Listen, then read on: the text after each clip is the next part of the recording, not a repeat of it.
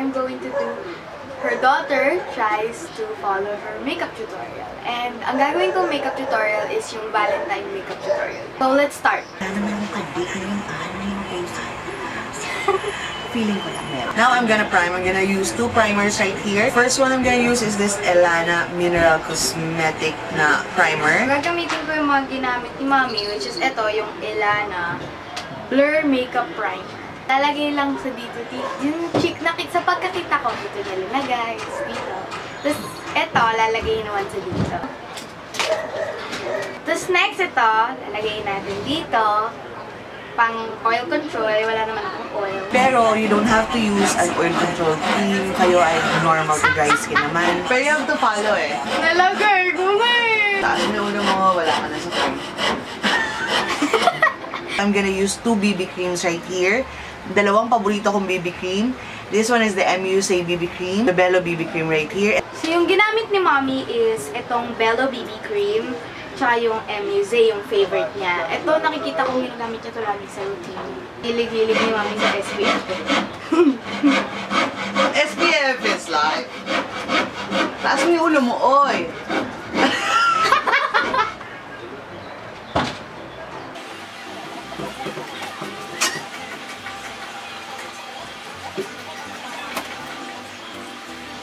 Ayan, blended na siya. I think.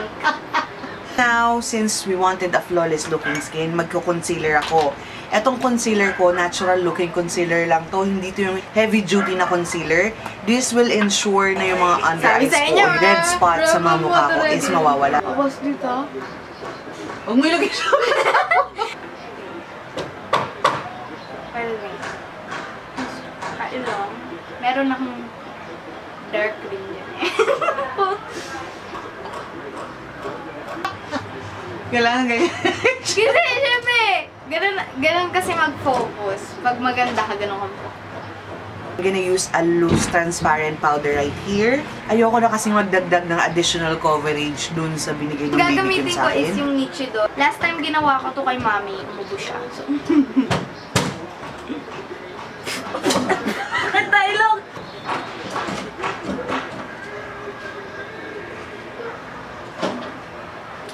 So, I'm gonna get that and tap that.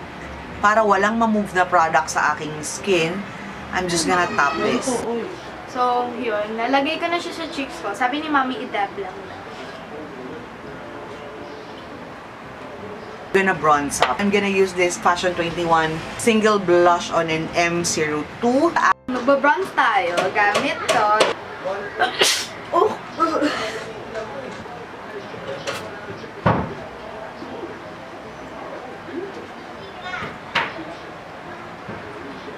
Add ako ng konting contour sa nose. I like it. Then, I'm gonna drag it downwards. Kilay by brushing it all up. So, next part, kilay. Excited ako kasi. Kasi ngayon, F na F ko ang bushy brows. Ito yung darkest color. I could house Sabi niya, perfect brow kit. I-flick pataas para gumawa ng peking buko. I-flick natin. Gawa ka ng peking buko. Yan, so gagamitin natin siya.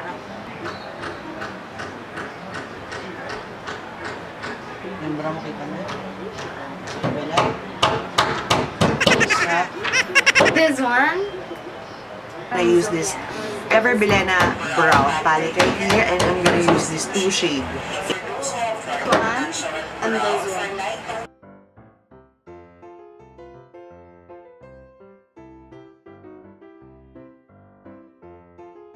My lashes.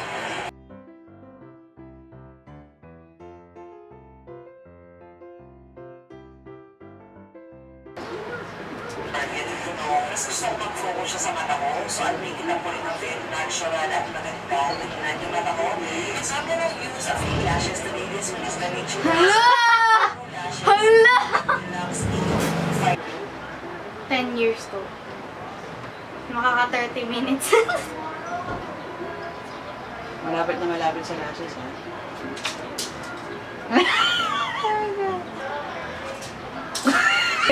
Yan! Nakaka 30 minutes na siya dito, kaya tutulong na ako guys ha. Dito lang. Wala na yun.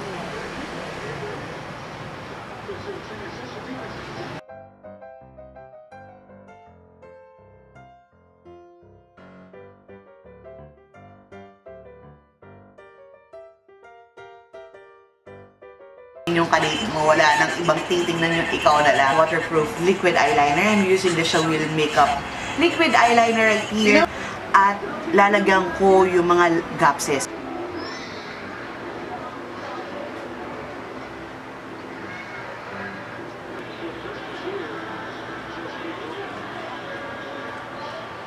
Ayan, ganun. Get yung white na one. At ilalagay ko to sa aking sa gitna lang, sabi? Lids. Sa gitna lang.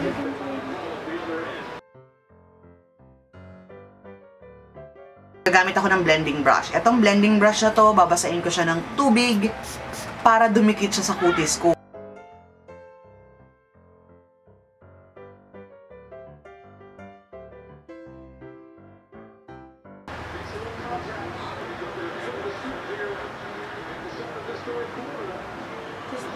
The Revlon Super Lustrous Lipstick in Rose Wine. And then, I'm gonna use this Wet n Wild Bear It All na lipstick. Silang dalawa, i-combine ko na very, very lightly. Next. Spray, just to ensure that every powder mukha ko mag-blend in. Maging long-lasting siya. Gusto tayo! Ito na lang. Setting.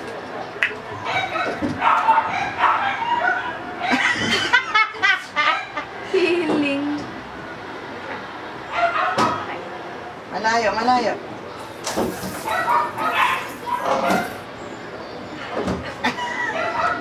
Basang-basa. And ito na po yung finished look. Give this video a big thumbs up and I hope you guys enjoyed watching this video. And don't forget to be happy all the time and have a great day. Bye!